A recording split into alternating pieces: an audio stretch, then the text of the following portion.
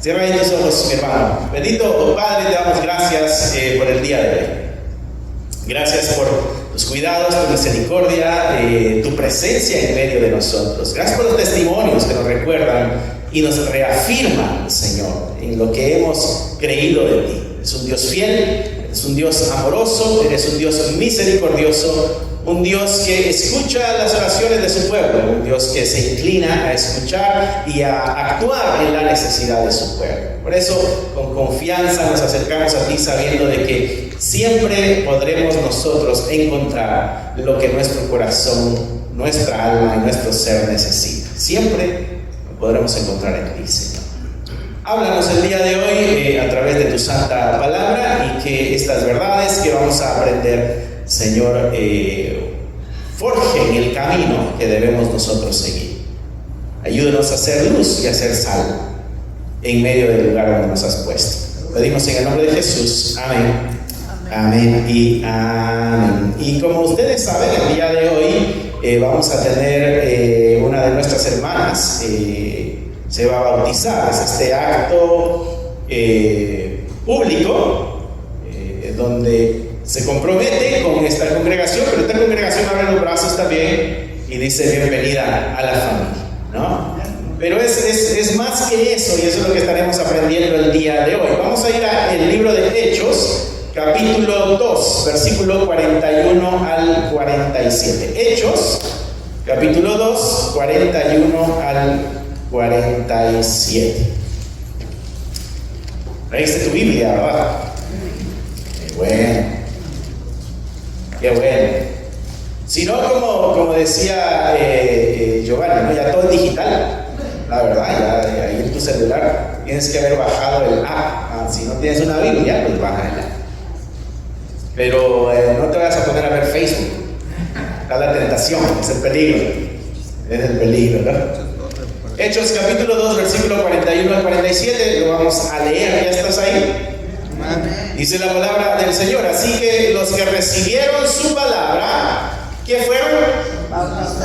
¿Cuál es el primer acto después de escuchar y recibir el mensaje de Dios? Es el bautizo. Es el primer acto de obediencia de todo creyente. Y se añadieron aquel día, dice el escritor, como 3,000 personas. Entonces, después de que Pedro dijo: ustedes mataron a Jesús, y la gente dijo: ay, ¿y ahora qué hacemos? Cometimos tremendo pecado. Bueno, arrepiéntanse y bautícense. Y entonces, ya que escucharon la palabra, se arrepintieron y se bautizaron. Dice que eran como 3,000 personas ese día. Y perseveraban en la doctrina de los apóstoles, en la comunión unos con otros, en el partimiento del pan y en las oraciones. Y sobrevino temor a toda persona, y muchas maravillas y señales eran hechas por los apóstoles. Todos los que habían creído estaban juntos, tenían en común todas las cosas, vendían sus propiedades y sus bienes y lo repartían a todos según la necesidad de cada uno, perseverando unánimes cada día en el templo. ¿Se acuerdan? Ahí todavía no han sido expulsados del templo, todavía podían llegar al templo, y partiendo el pan en las casas, comían juntos, ¿cómo? Con alegría y con sencillez de corazón. ¿Y qué más hacían? Alabando a Dios, teniendo favor con todo el pueblo, y el Señor añadía cada día a la iglesia a los que habían de ser salvos. Gloria al Señor. Nosotros vivimos en una era de suscripciones, ¿no? Algunos de ustedes estarán suscritos a Netflix, estarán suscritos a algún gimnasio, algunos de ustedes estarán suscritos a, qué sé yo, hay un montón de cosas a lo que ahora, a Amazon, por allá escuché, ¿no? Y estamos en esa era, ¿no? Donde nos suscribimos, pero si no nos parece, nos desuscribimos. ¿Existe esa palabra o no? Sí. Bueno, nos salimos de la suscripción, ¿no? Algunos están inscritos en el canal de la iglesia, eso es bueno, y algunos ya se han salido porque no les ha gustado, ¿no? El problema, mis hermanos, es de que a veces traemos ese tipo de mentalidad a la iglesia, como que nos suscribimos, como que me gustó X o Y cosa y le doy un like y me suscribo. a la iglesia, al cuerpo de Cristo. Pero de pronto hay algo que ya no va de acuerdo a mi deseo, a como yo me lo imaginaba, o como a mí me gusta, y me suscribo, ¿no? Pero eso no lo podemos hacer con la iglesia. No puedo meterme a la iglesia y después decir, ya no soy de la iglesia. No es así como funciona el asunto, ¿no? El día de hoy vamos a bautizar a una de nuestras hermanas, pero eso no quiere decir que el mensaje no es para ti. Si tú ya te bautizaste, el mensaje es para ti. Si tú no te has bautizado, el mensaje es para ti. Y si te quieres bautizar el día de hoy, está todo preparado. Si eres hombre, acá hay ropa que te puedes poner, y si eres mujer, aquí hay ropa que te puedes poner.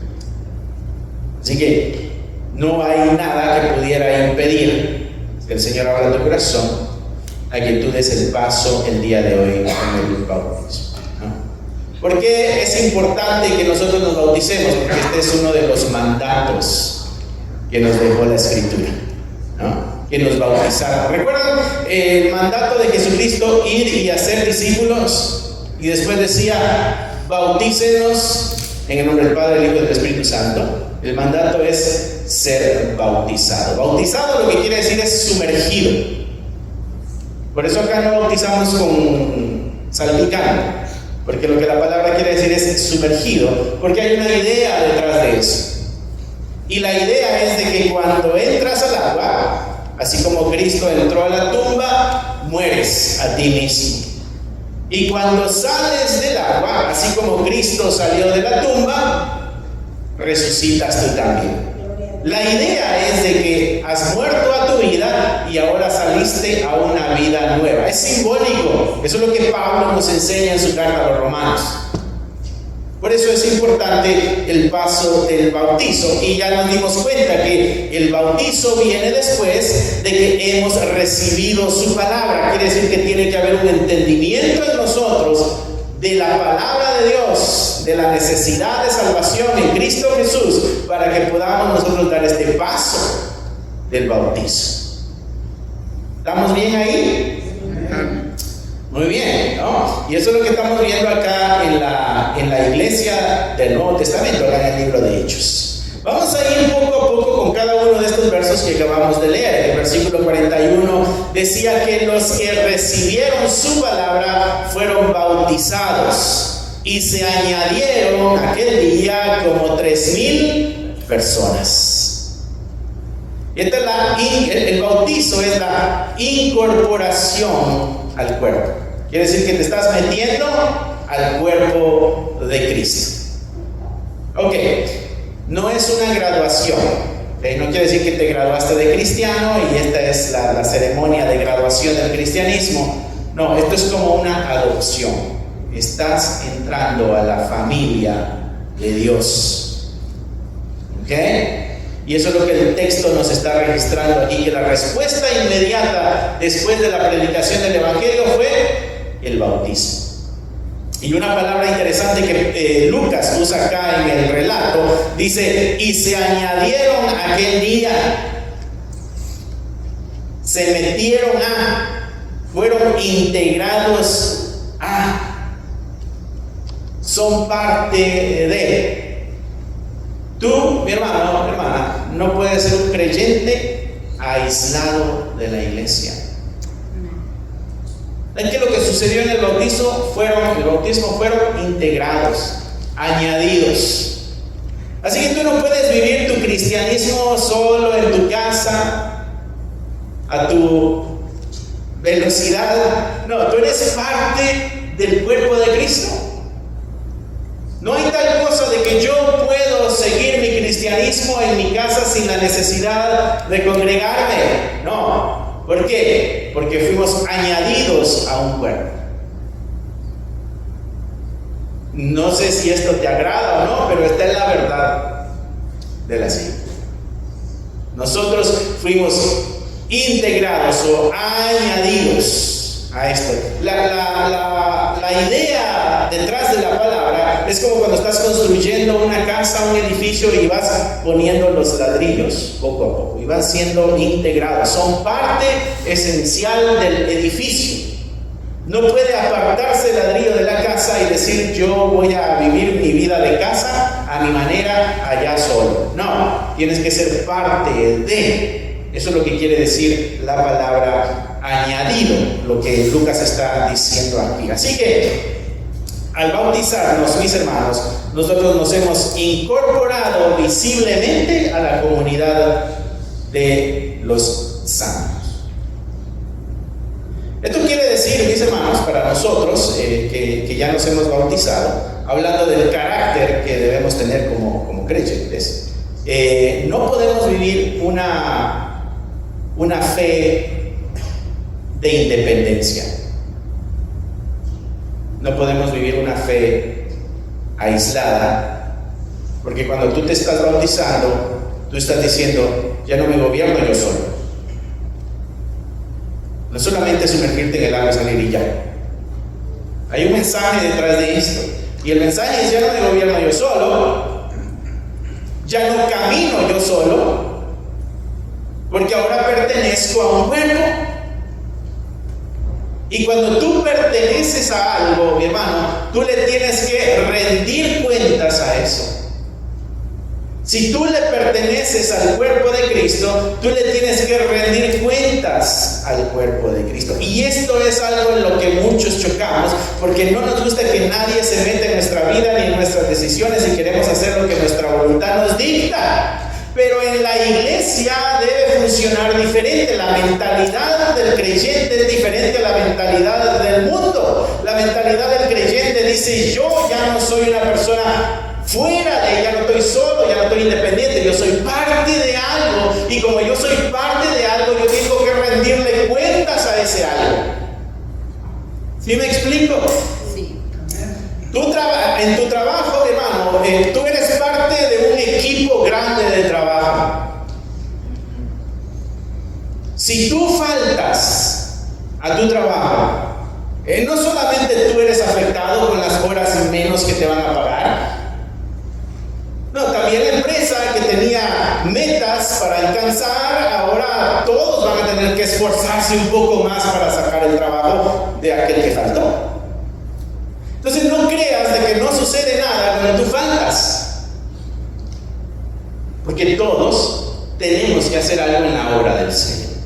Por eso no podemos vivir una fe aislada, no podemos vivir una fe a nuestra manera lejos del cuerpo. No, somos integrados en el cuerpo, por lo tanto debemos rendirle cuentas al cuerpo. Yo tengo que rendirle cuentas a usted. ¿Qué pasa si un domingo yo en mi casa digo: hoy como que no tengo ganas de ir a la iglesia, mejor me quedo en casa? ¿Qué pasa en el momento de la predicación? ¿Qué sucede? No es que sea el único que pueda hacerlo. Yo sé que hay otros 2, 3 hermanos que pueden levantarse y hacerlo, pero necesitamos un tiempo de preparación, necesitamos saberlo y todo eso, ¿no? Entonces ahí es donde tenemos que rendir nosotros cuentas al cuerpo que pertenecemos. Amén. Amén. Decía el video aquel: amén o no amén, mi hermano. Nosotros tenemos que rendirle cuentas a nuestra familia y asumir la responsabilidad de cuidar de nuestros hermanos. Cuando tú eres parte de la iglesia, tú le rindes cuenta a la iglesia somos todos, pero también tenemos la responsabilidad de cuidarnos. Cuando alguien está en peligro de seguir el camino del pecado, ¿quién tiene que acercarse a ese hermano, a esa hermana, para ayudarle a retomar el camino? ¿Pastor? No. Vamos a llamar a los líderes. No. Lo voy a poner en oración. Tampoco. Es tu responsabilidad, hermano. Porque tú eres parte de este cuerpo, y un miembro de este cuerpo al que tú perteneces está tomando un camino diferente. Iglesia, mis hermanos, es ser un cuerpo, es un solo. Entonces, cuando nosotros nos hemos bautizado, públicamente hemos dicho, somos parte de esto. Y estas son ahora mis responsabilidades y mis beneficios, porque ahora soy parte de una familia, soy parte del cuerpo de Cristo. Así que, mi hermano, el reto, si tú ya estás bautizado y asistes a la iglesia como un espectador que de pronto entra y sale sin interactuar con nadie, no es lo que el libro de Hechos está diciendo. No puedo aparecer y desaparecer. Es uno de los problemas, y no digo que solamente de ellos, pero de las mega iglesias.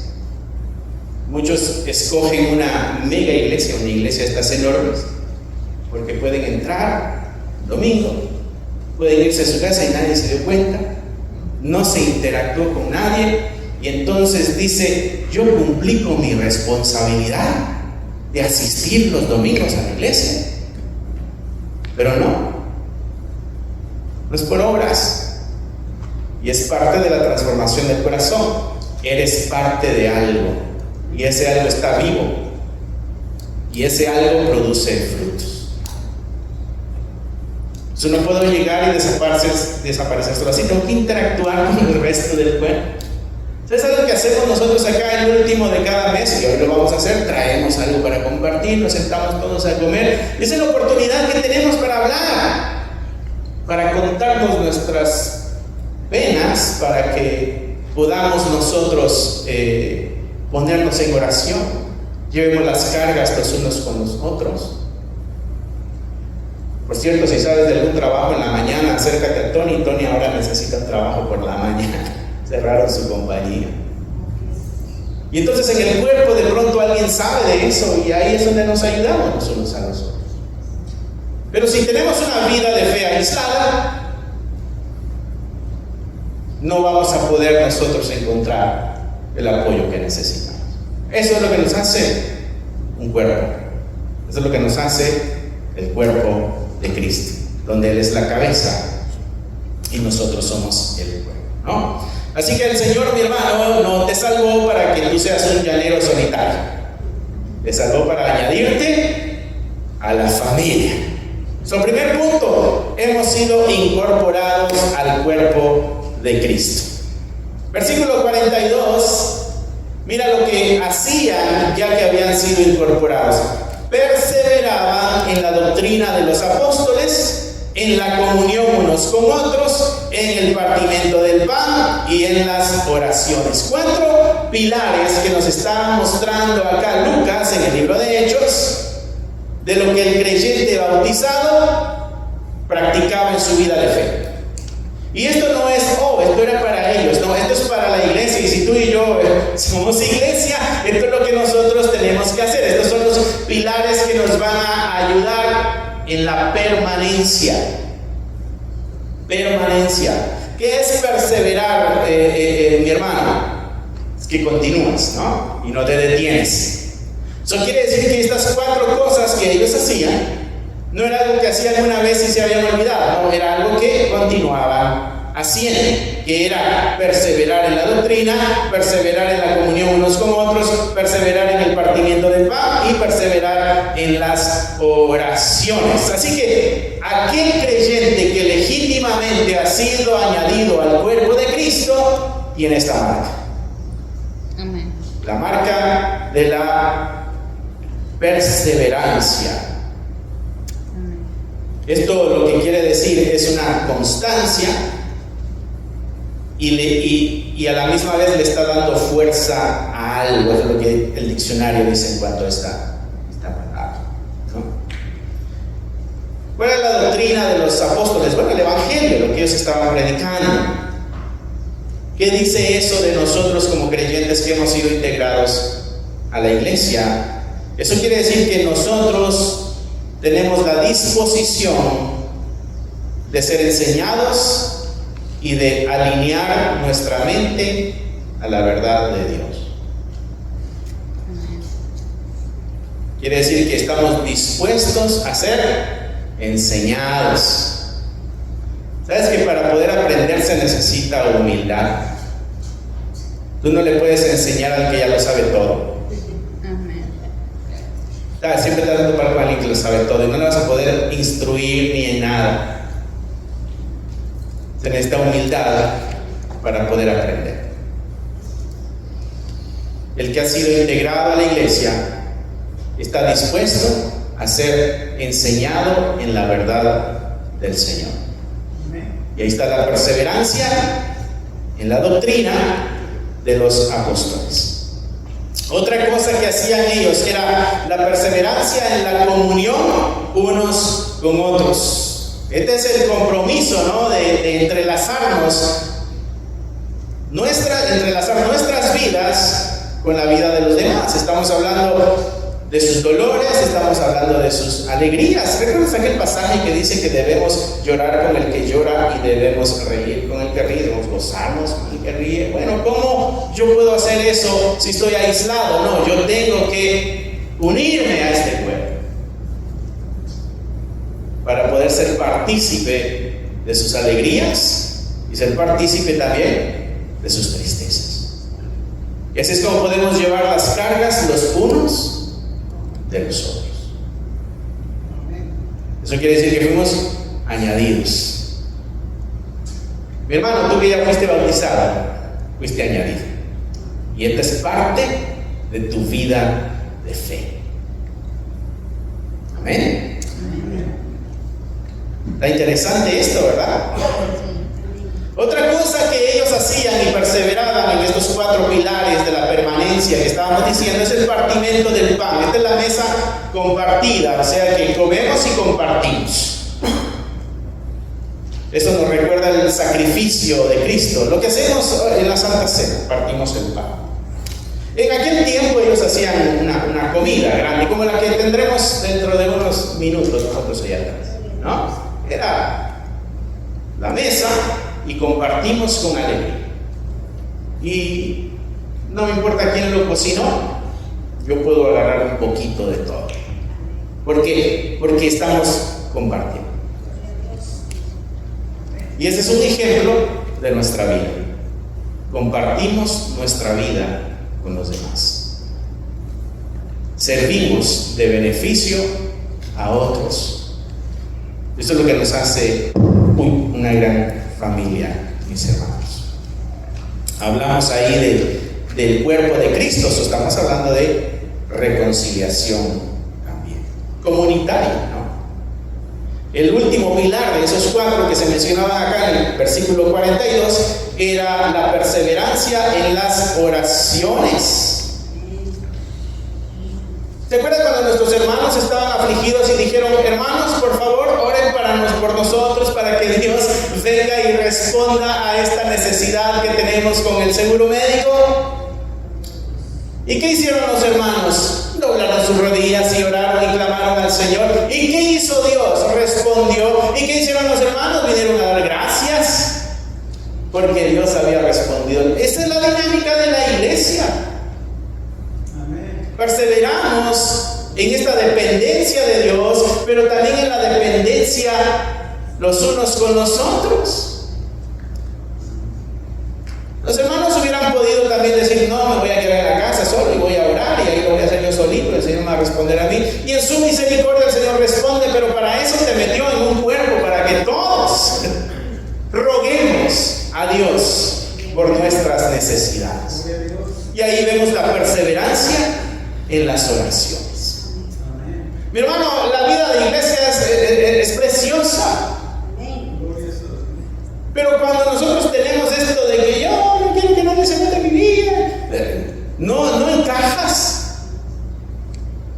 ¿Cómo es tan importante y no quieres que nadie sepa de tu vida? Y detienes la bendición que Dios tiene para ti a través de la vida de los demás. Y el día de mañana estás cansado, solo, sufriendo, y dices: nadie me vino a ver. Es que nadie supo que estabas enfermo. Como no te conectas con nadie. Como iglesia tenemos un chat, en el Messenger, ¿no? Cuando estás en necesidad, hermano, necesito esto, oren por mí. ¿Y qué hace la iglesia cuando recibe el mensaje? Oramos por Gloria a Dios. Va a ser el cumpleaños de fulanito, los invito. Ahí vamos todos también, porque compartimos las alegrías también. Y algo que hemos tratado de hacer acá en la iglesia, y yo creo que lo hemos logrado, es poder crear eso donde no haya vergüenza de pedir ayuda entre nosotros. Donde si tenemos una necesidad podemos acercarnos, si necesito de su ayuda. Estoy en esta necesidad, necesito que oren por mí. Murió alguien en mi familia, necesito consuelo. Estoy enfrentando una enfermedad terminal, necesito sus oraciones y necesito consuelo. Y cada uno de ustedes ha respondido a eso, porque eso es lo que nos hace iglesia. No estamos aislados en que estamos ahí. Así que hay una dependencia como grupo del poder de Dios, pero también del apoyo de los hermanos. Así que, mi hermano, tu madurez, hablando de tu madurez espiritual, no la vas a poder medir a través de tus experiencias emocionales de domingo nada más, sino que las vas a tener que medir a través de la perseverancia en estos 4 pilares. Ya te lo digo otra vez. La madurez nuestra como iglesia, miembros de la iglesia, no la podemos medir por la intensidad de nuestra experiencia en un domingo glorioso, sino en la perseverancia de estos 4 pilares. Porque esto es lo que hacía la iglesia. Perseveraban en oración, perseveraban en comunión, perseveraban en compartir cuando están partiendo el pan, y perseveraban en la doctrina, conocimiento, aprendiendo juntos. Eso es lo que necesitamos nosotros, avivar cada día para cumplir el desafío que la palabra de Dios nos presenta. Así que quiere decir esto a la misma vez que un cristiano maduro es aquel que es enseñable, aquel que cultiva relaciones profundas, aquel que vive en paz con su entorno, pero que también depende de la oración. No podemos estar aislados. Y ahí es, mis hermanos, donde tenemos que evaluar nuestra agenda semanal. ¿Cómo está dividida nuestra semana? ¿Cómo encaja en nuestra semana estos 4 pilares que nos acaba de decir acá Lucas? ¿Estamos perseverando en las disciplinas en nuestra vida o nuestra vida es de cada 8 días? Y esa es una pregunta que tienes que responderte, mi hermano, no puedes evitarla. Versículo 43, ya vamos a terminar, mis hermanos. Creo. No. Sí. La otra vez me dijeron, no, ya había dicho que íbamos a terminar y no terminamos. Me vino una memoria de esas flash. Ya acabo de decir. Versículo 43. Ok, ya vimos. Fuimos incorporados al cuerpo. Y hay 4 pilares de permanencia. Versículo 43 dice: y sobrevino temor a toda persona. Estamos hablando del temor de Dios. ¿Qué sucedía? Habían muchas maravillas y habían señales hechas por los apóstoles. Todos los que habían creído estaban juntos y tenían en común todas las cosas. No lo acaba de decir otra vez. Y vendían sus propiedades y sus bienes y lo repartían a todos según la necesidad de cada uno. Esto es una práctica que se hizo ahí en Israel, en Jerusalén, perdón. Versículo 46. Y perseveraban unánimes cada día en el templo. Mira, cada día. No era el sábado nada más. Cada día en el templo. ¿Sabes a qué hora se reunían los hermanos del primer siglo? Sus reuniones cristianas. En En la madrugada, tipo 2, 3 de la mañana. No, yo sé que esa hora tú y yo estamos perdidos. Vamos a ver dónde. ¿Por qué? Porque Roma no tenía día libre. Roma trabajaba los 7 días de la semana. Y el día laboral era desde que sale el sol hasta que se pone el sol. ¿A qué hora se reúnen los hermanos? Se reunían todos los días a las oraciones y al estudio de las cartas y de los mensajes que se escribían en aquel entonces. Todavía no tenían el Nuevo Testamento completo. Y era en la madrugada. Y entonces cuando venían los romanos decían: ¿qué están haciendo ustedes ahí juntos tan de madrugada? Venimos a orar. Y decían los romanos: sí, a orar. Y una de las persecuciones que tuvo la iglesia es porque se les acusó de querer derrocar en rebelión al poder romano. Y lo estaban haciendo sus reuniones en la madrugada cuando todo el mundo estaba dormido. Y esa es una de las razones por las que fueron perseguidos en la iglesia. Pero no, era el único tiempo que tenían para congregarse. Era el único tiempo que tenían para perseverar juntos. Mi hermano, ¿cuánto tiempo tienes tú para poder perseverar juntos? No me digas que tu tiempo está de 2 a 3 de la mañana también, porque seguramente tienes más tiempo. La lectura de la Escritura, mis hermanos, va a poner retos en nuestra vida y nos va a exhortar a hacer ajustes en nuestro diario vivir, a poder hacer cambios para el beneficio de nuestra vida espiritual. Amén. La lectura de la palabra de Dios nos va a mostrar cómo la vida de fe debemos vivir. En algún momento de nuestra historia se ajustó, se acomodó, y como dice el puertorriqueño, se chavó, se quedó ahí y no avanzamos. Y viene una crisis, nos tira al suelo y ya no sabemos qué hacer y la vida se acaba. Es que no he fortalecido mi fe. Es que no me he fortalecido en el Señor. Es que no estoy en comunidad para recibir la fortaleza de los hermanos, para apoyarme. Y sí, cuando vienen las crisis y los golpes nos duele y sufrimos. El problema es que te quedes ahí 3, 4, 5, 10 días, un mes, 2 meses, en dolor y en sufrimiento. Ese es el problema.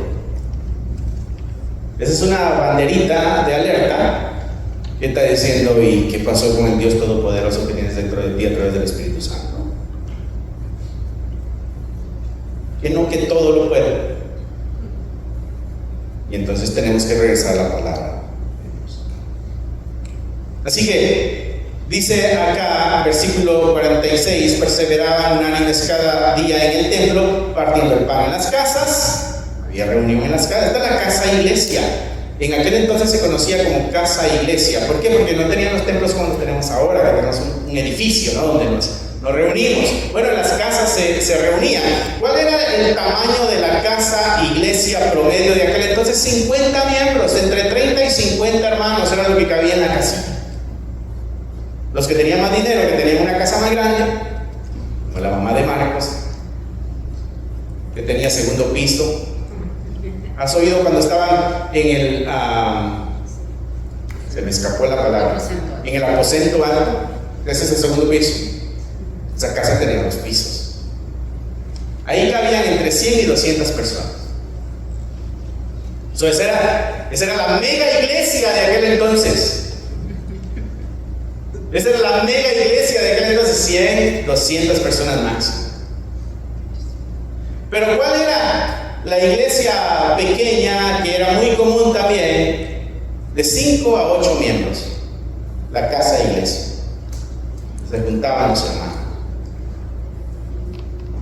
y partían el pan, compartían las oraciones. ¿Te das cuenta, mi hermano, de la vida de iglesia? Eso es lo que necesitamos nosotros. Y eso es lo que necesitamos, pero no, es que no tengo tiempo, pues está ahora en la serie. La telenovela hasta ahora empieza y ¿qué hago? ¿Veo a la usurpadora o voy a orar con los hermanos? ¿Qué hago? Dios mío, ayúdame, ¿no? Dame dirección, ¿qué debo hacer? Y entonces hemos perdido una tremenda porción de la vida de iglesia porque nos hemos acoplado a un estilo de vida totalmente diferente. Porque no tenemos tiempo para el partimiento del pan, no tenemos tiempo para perseverar en las oraciones, no tenemos tiempo para perseverar en la doctrina. Mis hermanos, acá estamos los miércoles en la tarde perseverando en la doctrina del Señor. Ahora pregúntate tú, ¿tengo yo tiempo el miércoles a las 7 de estar ahí? Y si tu respuesta es sí, y ay Dios mío, perdona. Si tu respuesta es no, y Dios mío, ayúdame a tener el tiempo, porque quiero vivir la vida de iglesia, libro de Dios. Amén. Estamos celebrando porque hay bautizo, mi mamá cree que esto regaña. Pero es que la mala costumbre a veces nos empuja a regañar en vez de animar. Perseverando unánimes cada día en el tiempo. Cuando el Espíritu Santo, mis hermanos, satura el corazón de la iglesia, van a haber cambios notables. No podemos negar la llenura del Espíritu Santo actuando en el corazón de una iglesia. Y eso es lo que experimentó la iglesia de Hechos. Un amor ferviente por el Señor. Algo ferviente es como la imagen de esta olla hirviendo, ¿no? Un amor así es lo que experimentó la iglesia del libro de Hechos. Y eso quebrantó el egoísmo. Lo quebrantó de tal manera que dijeron: lo que tenemos lo llevamos para que todos estemos igual. No estoy pidiendo dinero. El pastor ya empezó a decir que vendan sus herencias y lo traigan por... No. Esta es la experiencia, este fue el resultado del amor ferviente que experimentaron ellos. Y esto sucedió nada más en Jerusalén. Esto no lo ves en Tesalonicenses, ni lo ves en Corinto, ni en Éfeso. Lo ves nada más en Jerusalén. Este arranque de la iglesia. Un amor tan profundo que rompió el egoísmo. Que cuando vieron al que necesitaba dijeron: espera, yo tengo más, voy a compartirles. Porque es lo que sucede con un corazón cuando es saturado por el poder del Espíritu de Dios. Se aleja de lo material y pone la mirada en lo eterno y en lo espiritual. Además, el estilo de vida, dice la escritura ahí al final del 46, dice que partían el pan en las casas y comían juntos con alegría. No estaban amargados. No estaban porque, ay, yo traje más comida que el otro ahora. Ese nunca trae. Nada más yo traigo. Pisando callos, ¿no? Ese siempre se hace y no hace nada. Pero dice que comían juntos con alegría. Hoy tenemos que ir a practicar eso, mis hermanos. Estemos ahí con el taco. Bien alegres, bien gozosos. Amén, gloria a Dios. Y dice ahí que también con sencillez de corazón. O sea, sin pliegues, sin hipocresía. Con un corazón totalmente transparente, libre de pretensiones, libre de orgullo. Eso. No vayas a salir tú, mi hermano, es que no traje nada, por eso mejor no voy a estar hoy viendo ahí. Está hablando de comunión. Una bendición poder participar. Hay algunos que se van a ir y a decir: Señor, Señor, no, pastor, no voy a poder estar, me tengo que ir. Se entiende. Pero lo ideal es que podamos compartir estos momentos, mis hermanos. Así que el desafío para nosotros como creyentes, mis hermanos, Es imposible decir que estamos comprometidos con Cristo si el egoísmo sigue gobernando nuestros corazones. No puedo decir que mi compromiso es con el Señor cuando el egoísmo está gobernando mi corazón, porque el Evangelio saca la avaricia del corazón del creyente y se convierte en un corazón generoso. Amén. Así que tenemos que romper el aislamiento de nuestra cultura. Y ahora sí, 47, ahora sí ya vamos a terminar. Versículo 47, ¿qué más hacían? Alabando a Dios. Otra cosa, teniendo favor con todo el pueblo. Había una adoración en el corazón de la iglesia. Y este es el magnetismo que tenía la iglesia, mis hermanos. Debemos revivir nosotros eso con la ayuda del Espíritu Santo. Dice que alababan a Dios y tenían el favor con todo el pueblo. Había un testimonio público agradable a la comunidad. El pueblo decía, es tremendo. ¿Sabes algo que la iglesia practicaba en su área general? La cultura de aquel entonces no era una cultura muy higiénica. Si tú vas a la historia te vas a dar cuenta que los desechos estaban en las calles, a alguien le daban ganas en el camino, pues ahí hacía. Así estaban las calles. Por eso el promedio de vida en el tiempo de Jesucristo era de 40 años, por las enfermedades y por los asaltos, asesinatos. En las calles había violencia, pero las enfermedades era algo también que mataba a mucha gente. O sea, el promedio de vida era 40 años. Ahorita el promedio de vida está en que 70 y algo, 86. Si es 70 y algo me falta poco, si es 80 y tanto me falta un poquito más. El que llama en los 80 diga, ay Dios mío, que Dios me libre, ¿no? Bueno, esa era la situación en aquel entonces, ¿no? Estaban las casas, de acuerdo a la historia, cuando estaban las casas, está la cocina, donde lavan los platos, caía el agua y había un canalito, y aquí lo que estaba era la letrina. Entonces esa agua que pasaba por ahí era lo que empujaba lo otro. Y acá en la pared había un hoyo donde caía a las calles, ¿no? Y puedes ver en la historia eso, no te lo estoy inventando, ¿no? ¿Qué es lo que hizo el cristianismo? El cristianismo comenzó a implementar higiene. Comenzó a crear espacios únicos para eso. Y hay todas las leyes que están en la escritura, lávate las manos antes de comer. La iglesia comienza a implementar y la gente dice, oye, ese grupo de gente, una vida diferente. ¿No lo viste que siempre eran planchaditos? ¿Ya lo viste que siempre eran limpios? Decía mi mamá, puedes andar roto, pero tienes que estar limpio. Puedes andar todo remendado, pero limpio, no cochino, o sea, no. La regla, ¿no? Y entonces la sociedad ve eso y eso comienza a llamar la atención. Oye, esta sociedad, este grupo de gente se está manejando diferente. ¿Qué otra cosa se veía en la iglesia? El esclavo también enseñaba la palabra de Dios y eso no se veía en los otros lugares. Las mujeres también enseñaban la palabra de Dios, eso no se veía en la cultura. Y esas cosas comenzaron a atraer. Y el pueblo también comenzaba a acercarse a querer saber qué es lo que está pasando con esa comunidad. Esto es lo que el escritor está diciendo.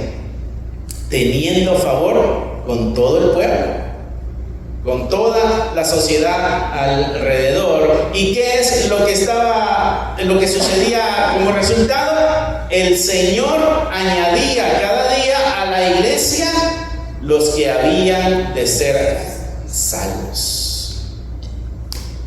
La iglesia no necesitaba un programa costoso de marketing para alcanzar a la comunidad.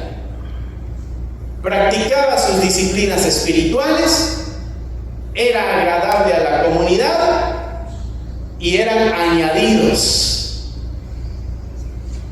eran integrados. ¿Por quién? Por Dios. Dice ahí, el Señor añadía cada día a la iglesia los que habían de ser salvos. Una vida cristiana debe ser un magnetismo para nuestra sociedad. Hay que tener sentido lo que Jesucristo nos decía la semana pasada: ustedes son luz. Y cuando alguien anda en la oscuridad, no puede perderse la luz. La va a ver porque la va a ver. Él decía en ese mismo pasaje: una ciudad en un monte no puede esconderse. ¿Por qué? Porque está ahí, la vas a ver. Y dijo: eso es lo que tienen que hacer ustedes como iglesia. Tienen que dejarse ver. ¿Cómo? A través de sus obras, nos decía.